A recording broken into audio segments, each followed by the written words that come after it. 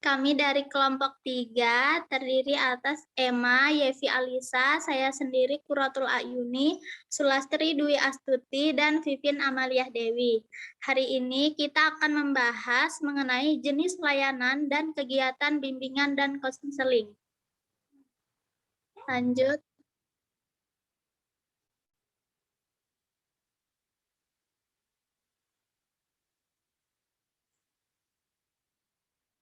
Next. Yang pertama, ada pengertian layanan bimbingan dan konseling.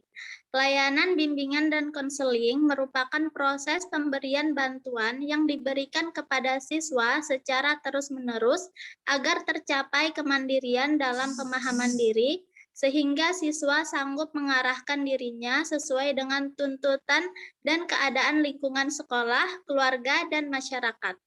Next.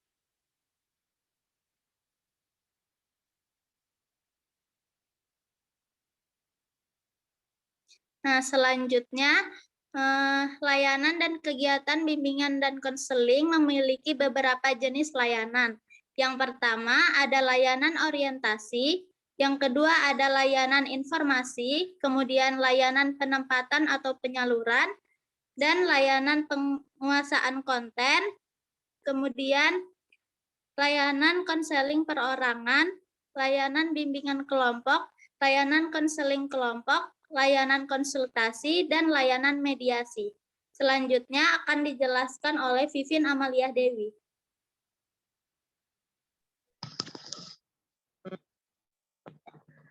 Di sini ada pertama layanan orientasi. Layanan orientasi adalah layanan yang membantu peserta didik untuk mengenal dan memahami keadaan dan situasi yang ada pada lingkungan sekolah yang baru dimasukinya. Contohnya itu, peserta didik yang baru memasuki lingkungan di sekolahnya. Karena biasanya akan merasa bingung atau canggung dengan lingkungan yang baru. Sebab itu diperlukan layanan orientasi ini gunanya untuk pengenalan peserta didik agar dia lebih memahami lingkungan sekolah yang baru dimasukinya. Terus juga agar mempermudah atau memperlancar berperannya peserta didik di lingkungan yang baru ini. Next.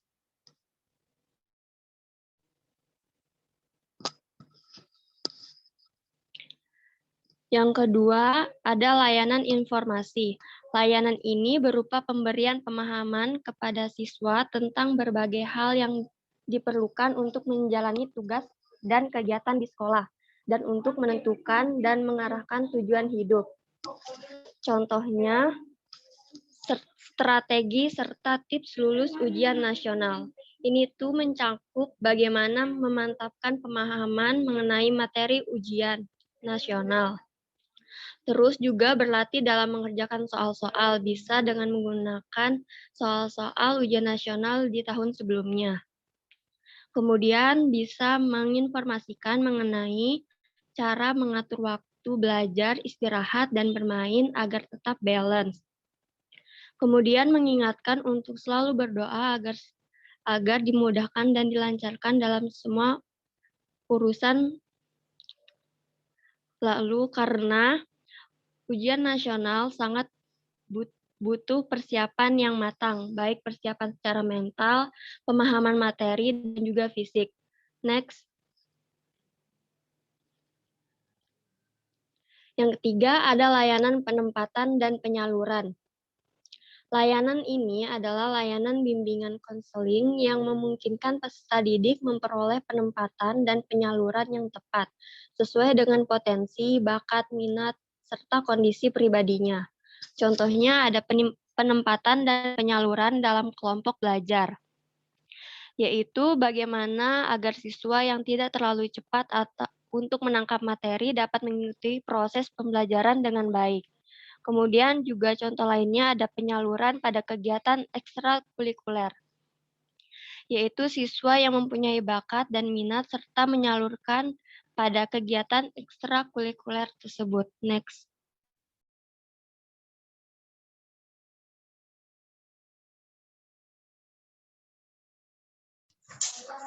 Layanan penguasaan konten. Layanan bimbingan dan konseling yang memungkinkan peserta didik mengembangkan diri berkenaan dengan sikap dan kebiasaan belajar yang baik, materi belajar yang cocok dengan kecepatan dan kesulitan belajarnya, serta berbagai aspek, tujuan, dan kegiatan belajar lainnya. Next.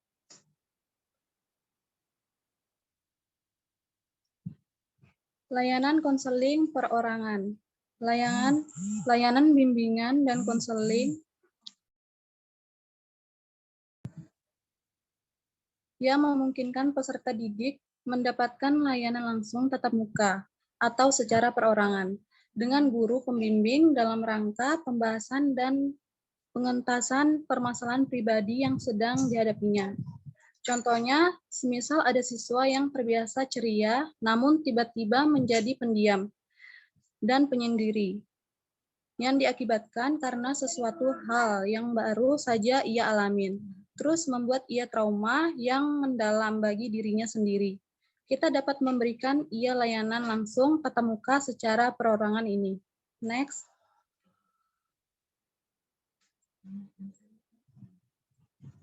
Layanan bimbingan kelompok. Layanan yang diberikan kepada kelompok siswa, baik ada masalah ataupun tidak ada masalah, membahas secara bersama-sama pokok bahasan tertentu yang berguna untuk menunjang pemahaman dan kehidupannya sehari-hari, dan untuk perkembangan dirinya baik sebagai individu maupun sebagai pelajar, dan untuk mempertimbangkan dalam pengambilan keputusan.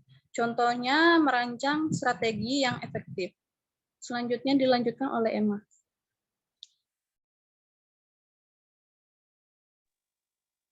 Selanjutnya adalah layanan konseling kelompok. Layanan bimbingan dan konseling yang memungkinkan peserta didik memperoleh kesempatan untuk pembahasan dan pengentasan permasalahan yang dialaminya melalui dinamika kelompok.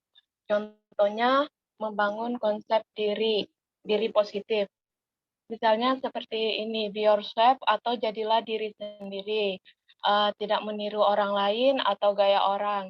Yang penting adalah jujur pada diri sendiri, sadari apa tujuan, keinginan, kekuatan, dan kelemahan diri. Misalnya, apa yang telah saya lakukan untuk memaksimalkan kemampuan saya.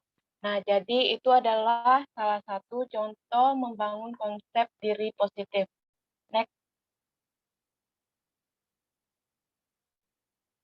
Selanjutnya ada layanan konsultasi. Jadi layanan ini adalah bimbingan dan konseling yang dilaksanakan antara seorang guru terhadap konsulsi yang memungkinkan untuk memperoleh wawasan, pemahaman, dan cara-cara yang perlu dilaksananya dalam menangani kondisi atau permasalahan pihak ketiga.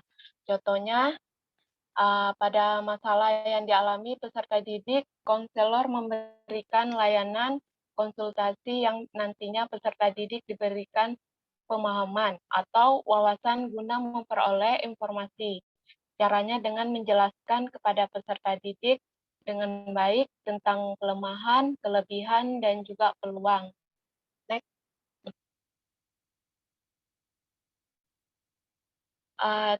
Selanjutnya adalah layanan mediasi. Layanan mediasi yaitu layanan bimbingan dan konseling yang dilaksanakan konselor atau guru terhadap dua orang atau lebih yang sedang dalam keadaan saling tidak menemukan kecocokan. Contohnya, ketika ada anak yang sedang salah paham kepada temannya, kita dapat menjadi penengah dalam perselisihan si anak dengan mampu bersikap netral dan menyelesaikan masalah tersebut. Selanjutnya dilanjuti oleh Yepi. Peran guru kelas dalam kegiatan bimbingan dan konseling. Yang pertama ada informator, guru diharapkan sebagai pelaksana cara mengajar informatif, laboratorium, studi lapangan, dan sumber informasi kegiatan akademik maupun umum.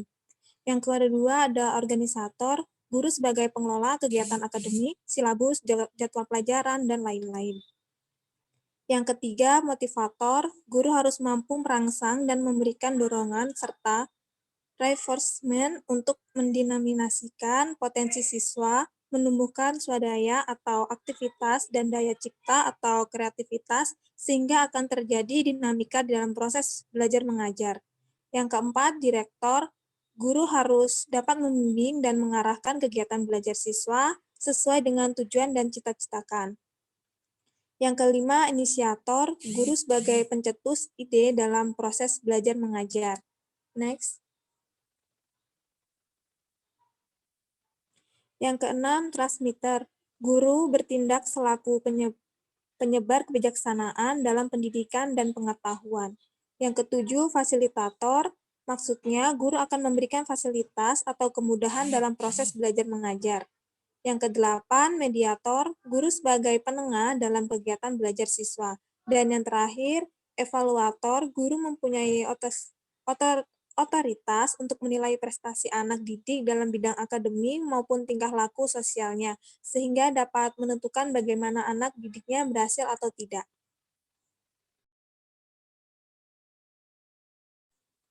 Nah,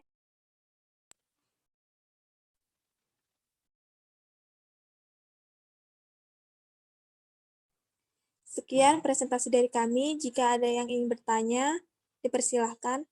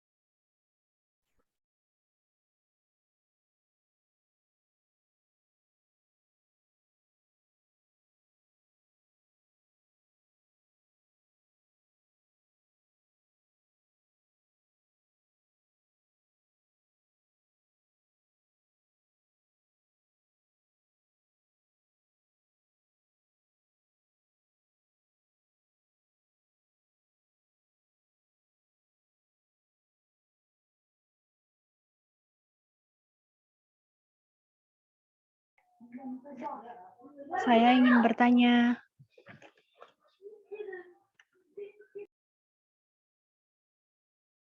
Iya, silahkan.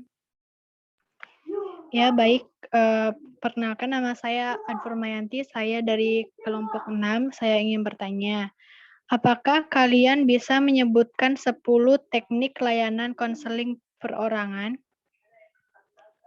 Terima kasih.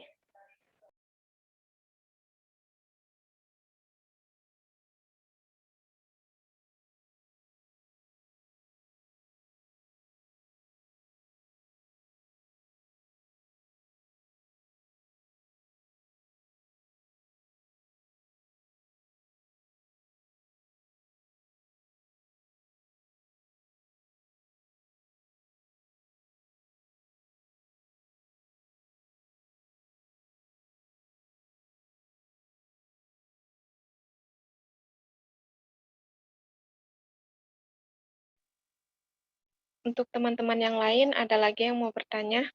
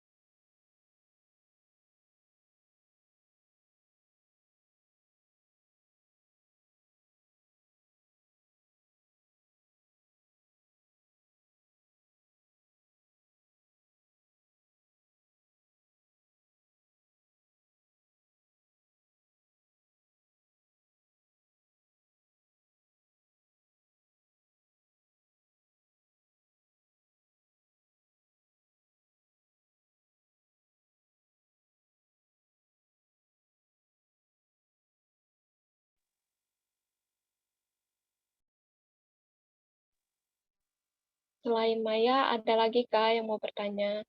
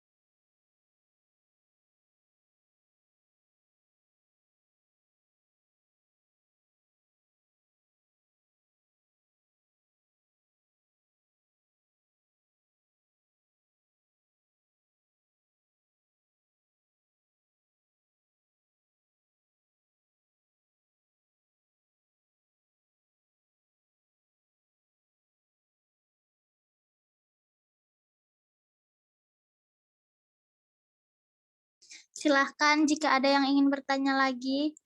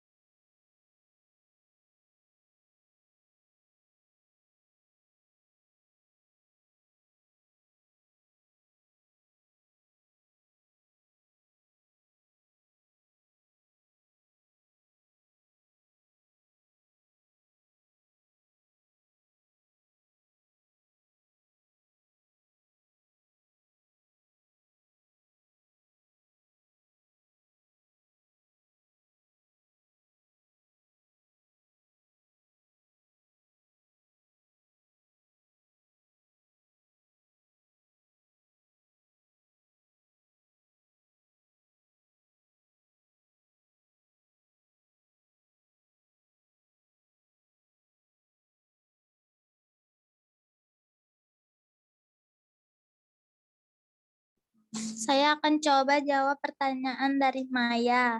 Teknik dasar konseling perorangan itu ada memimpin, fokus, konfrontasi, menjernihkan, memudahkan dia mengambil inisiatif, memberi nasihat, merencanakan, menyimpulkan, dan pemberian informasi.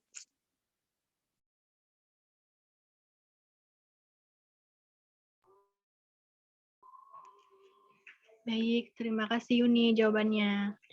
Maya, saya mau menambahkan jawaban dari Yuni. Ya, Jadi kalau teknik layanan tadi juga bisa dengan kontak mata, terus kontak psikologis, terus ajakan untuk berbicara, ada 3M, yaitu mendengar dengan cermat, memahami secara tepat, merespon secara tepat dan positif.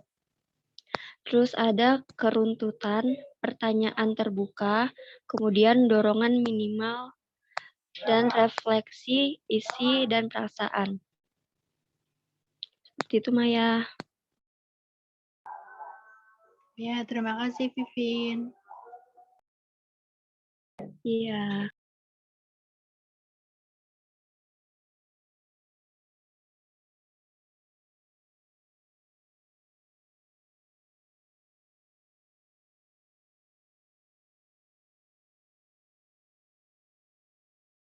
Apa ada lagi yang ingin bertanya?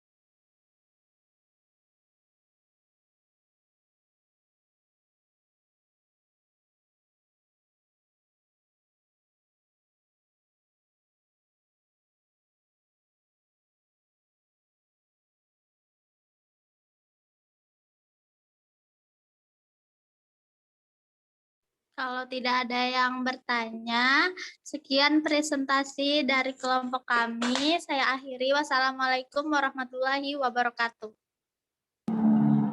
Waalaikumsalam warahmatullahi